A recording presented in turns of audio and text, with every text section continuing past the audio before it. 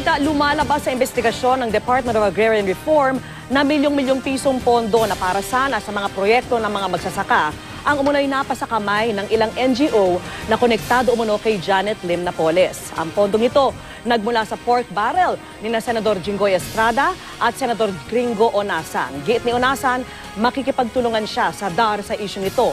Patuloy naman namin kinukunan na pahayag si Senador Estrada. Nakatutok si Teresa Andrada.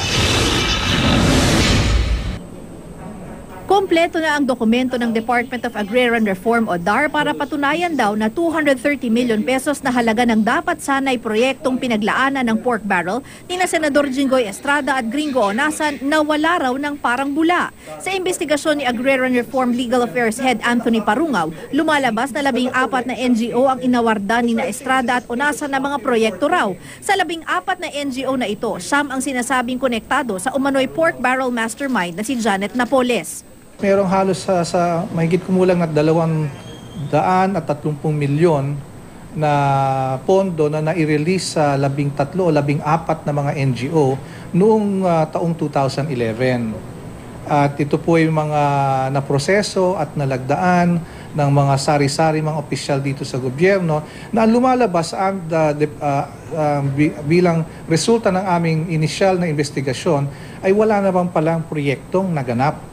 Sa isinumiting report ni Yusek Parungaw kay Executive Secretary Paquito Ochoa Jr. noong November 8, lumalabas na 70 million pesos daw ang inendorso ni Senador Estrada sa 10 bayan para sa Organic Farming Livelihood Project ng DAR, kabilang sa mga NGO na napili ni Estrada, ang Kaupdanan para sa Mangunguma Foundation, Karangyaan para sa Magsasaka Foundation Incorporated, Masaganang Buhay Foundation Incorporated at Agri and Economic Program for Farmers Foundation Incorporated, mga foundation na ayon sa mga whistleblower ay pag-aari ni Napoles. Si Onasan inendorso raw ang 150 milyong pondo sa 14 na bayan para sa proyekto ng DAR na inaward sa 3 NGO, ang Samahan ng Magsasaka sa Kapatagan at Kabundukan Foundation Incorporated, Divine Grace Foundation Incorporated at Workfill Foundation Incorporated.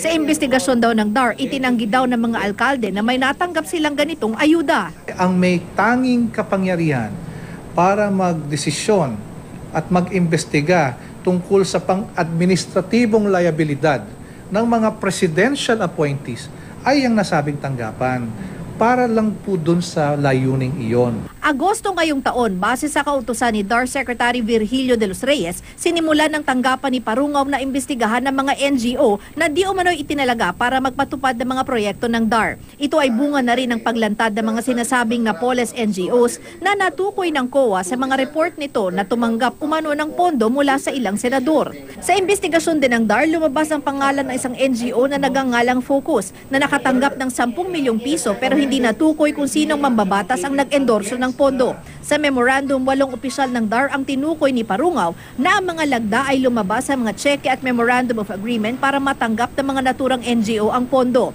Noong nakaraang linggo, nakipag-ugnayan na siya sa tanggapan ng Office of the Solicitor General para tumulong sa case build-up. Ngayong linggo, makikipagpulong rin daw siya sa Justice Department para humingi ng tulong sa paghanap ng mga incorporator ng mga naturang NGO.